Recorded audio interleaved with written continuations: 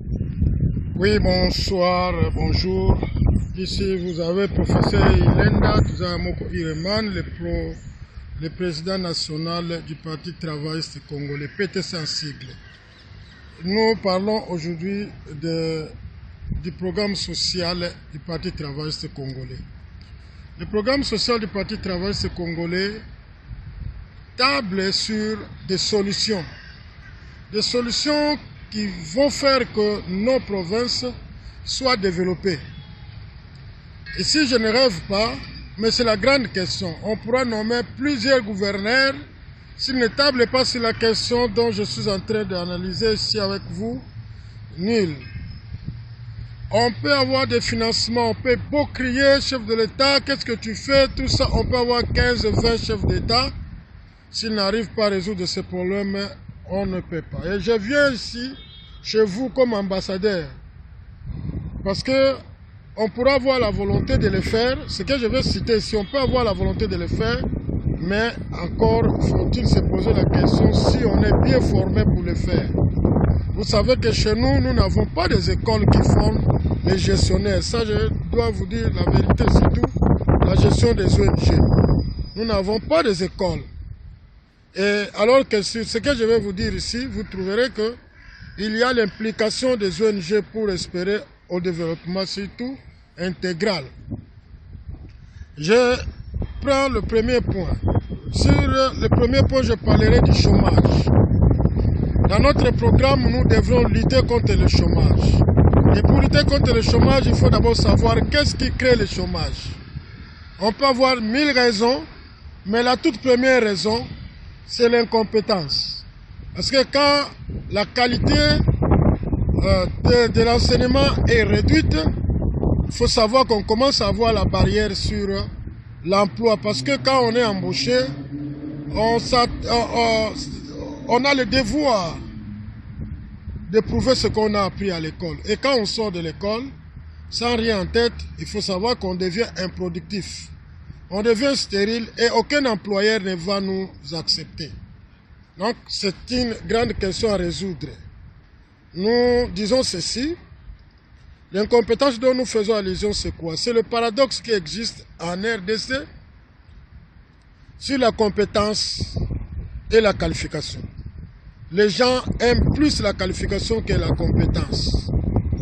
Partout où vous allez, on vous parle de diplômes. Licencié, je suis licencié, je suis gradué, mais on ne peut pas défendre ce qu'on a eu pour devenir licencié. C'est le grand problème.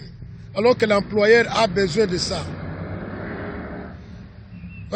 Ce paradoxe est aussi le fait d'avoir des gens qui sont compétents, qui ont étudié quand la qualité de l'enseignement était encore bonne, mais qui n'étaient pas qualifiés. Donc les gens, les D4, les anciens D4, les anciens diplômés d'État d'avant Marcotte, aujourd'hui ne sont pas licenciés, alors que pour accéder à des postes, on a besoin de qualifications. C'est un paradoxe.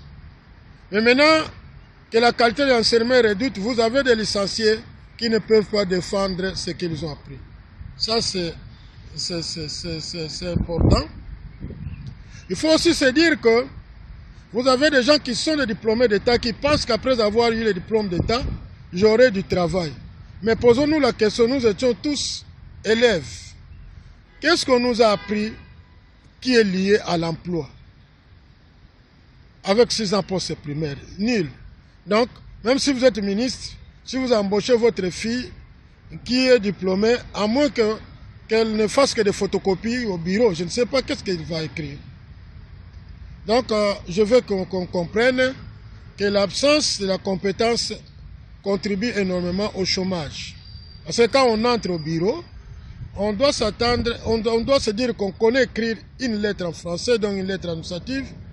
On sait écrire un procès verbal, on sait écrire un rapport, on sait composer le discours, donc un message de votre chef, on sait écrire un projet, on sait écrire une note technique, on connaît l'archivage, on connaît un peu d'informatique, on sait organiser une réunion, une conférence, un séminaire. On ne connaît pas ça et on veut travailler dans un bureau. Dites-moi, qu'est-ce que vous ferez dans ce bureau? Voilà, l'absence de tout ça fait que Partout où nous cherchons du travail, nous ne pouvons pas l'avoir. Et dans le combat contre le chômage, vous avez à la fois l'embauche, mais aussi la création de l'emploi. Vous êtes sûr que celui qui ne maîtrise pas tout ça peut créer un emploi, c'est difficile. Voilà donc, c'est ça qui est à l'origine du chômage. Nous devrions savoir que pour pouvoir parier à cela, pour pouvoir résoudre ce problème, nous devions d'abord, n'est-ce pas, tenir compte de ce que je viens de dire. Et au niveau du Parti travailliste congolais, nous avons les mécanismes pour le faire. Le Parti travailliste congolais a son université, donc qu'on appelle Université du Social. Le Parti travailliste congolais a une académie de spécialisation qui est un centre qui offre des formations professionnelle et formation continue. Donc, grâce à ça, nous allons travailler avec tous les membres, nous allons identifier ceux qui ont besoin de connaissances pour ajouter la connaissance à leur qualification, ceux qui ont des qualifications, ceux qui ont besoin de qualifications puissent avoir des qualifications. Et si vous avez la qualification peut-être en droit et qu'il n'y a pas d'emploi pour le droit, nous arriverons à vous former sur autre chose pour que vous ayez l'emploi. Ça, c'est la première des choses que nous ferons ensemble. La deuxième chose, c'est promouvoir le secteur privé. Les gouverneurs n'arrivent pas à promouvoir le secteur privé, alors que c'est leur tâche. Nous le ferons. Comment nous allons promouvoir le secteur privé?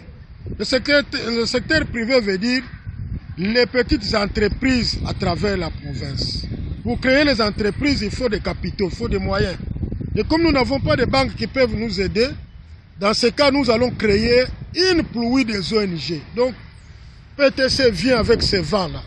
Donc, tous les membres, sur nos listes, nous allons faire en sorte que vous ayez des ONG.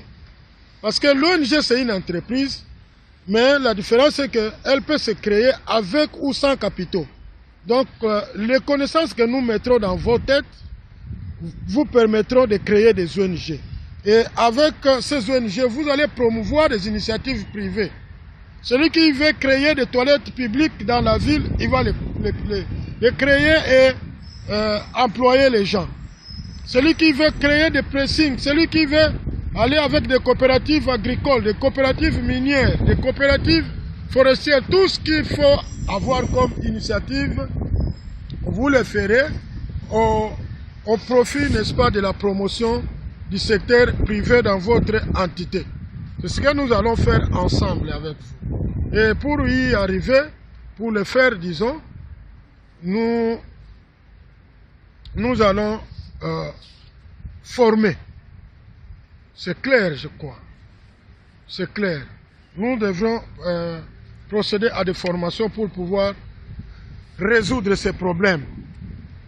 Troisième chose que nous ferons, c'est la recherche de financement.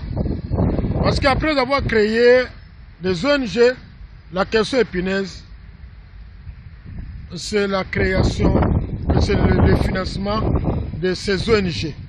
Et pour arriver, pour avoir des financements, vous aurez la formation. La formation qui vous permettra d'avoir le financement. Parce qu'il ne faut pas oublier qu'une ONG ne peut avoir le financement que quand elle est une ONG de qualité, une ONG qui est bien gérée et une ONG productive. Pour remplir ces conditions, il faut passer à la formation. Nous allons former tout le monde en gestion des ONG pour qu'ils deviennent désormais des consultants et capables de se lier aux autres organisations qui financent. Parce que vous savez que pour être financé, il faut d'abord maîtriser même ce domaine-là. Dans cette formation, nous allons envisager la maîtrise du domaine d'abord des organisations sociales. Nous allons envisager l'administration de bureaux, là où je vous parlais tout à l'heure, de la maîtrise sur l'élaboration des différents documents et des organisations administratives comme séminaires, conférences. Nous envisageons ce genre de formation pour vous. Mais aussi, il faut qu'une ONG soit une ONG productive. Donc, nous allons vous apprendre comment une ONG peut être productive afin qu'elle remplisse les conditions et être financé, mais aussi avoir des partenaires. Donc, à part ça, pour être financé, la grande condition, c'est la création des réseaux. Donc, il faut que cette action soit décentralisée. Vous qui êtes en province, vous ferez en sorte que vous ayez des représentants à travers les territoires, parce qu'il y a des financements qui parfois vont au-delà du chef-lieu de la province. Vous êtes en province, mais l'organisation qui finance va directement dans les territoires. Et si ce financement est dans les territoires, pour que vous arriviez pour avoir accès à ce financement, il faut que vous ayez ceux qui représentent vos organisations dans vos territoires respectifs. Donc, nous ferons en sorte que cette action soit très bien décentralisée. Raison pour laquelle on doit exiger plus tard que dans vos groupes WhatsApp, qu'il y ait les représentants de tous les territoires. Parce que chacun des territoires aura son représentant et ces représentants seront formés. Voilà donc le programme que nous sommes en train d'envisager en ce qui concerne le social selon PTC. Et qu'est-ce que nous avons comme instrument? J'ai déjà dit, nous avons notre université, nous avons notre académie de spécialisation, mais nous avons aussi des professeurs déjà formés. Quand je suis en train de vous parler ici, nous avons déjà formé. Parce qu'on savait bien que c'est un domaine qui est rare chez nous. Parce que chez nous, vous savez que l'État a eu la chance de créer ISC pour nous produire les comptables, ISP pour les enseignants, ISTEM, corps médical, ISTA, les ingénieurs. Mais nous n'avons aucune école qui forme les gestionnaires des ONG. Voilà pourquoi nous arriverons à le faire. Donc, je vous dis merci. Vous avez la chance, parce que c'est une technique que je maîtrise bien. Nous n'avons pas ce genre d'école en Afrique, mais au moins, au niveau de l'Europe, j'ai étudié tout ça. Et au pays, j'ai déjà formé beaucoup de jeunes consultants qui vont s'occuper de vous à travers toutes vos provinces. Donc, notre échange de samedi prochain tablera sur le calendrier et la faisabilité de tout ce que je viens de dire. Merci pourvu que nous soyons ensemble. Merci. Je vous dis au revoir.